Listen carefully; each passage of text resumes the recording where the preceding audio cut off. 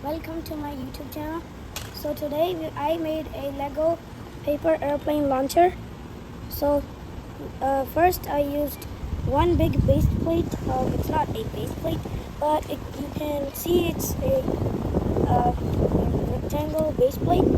Then I used some tilting peaceable, so it looks like this if you look closely. Then I used some bricks. So I used a big rubber band and I tied the end over here.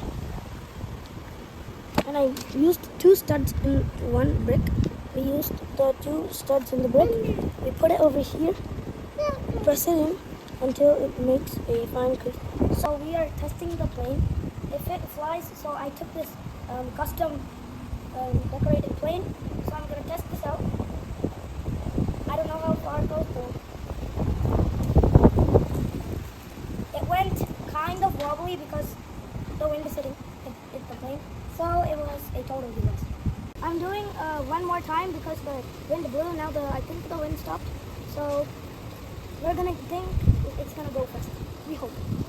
It's a hope. We don't know. So I'm doing it upper. So when I'm standing on the ground, it's gonna go straight. So I don't know how far it goes.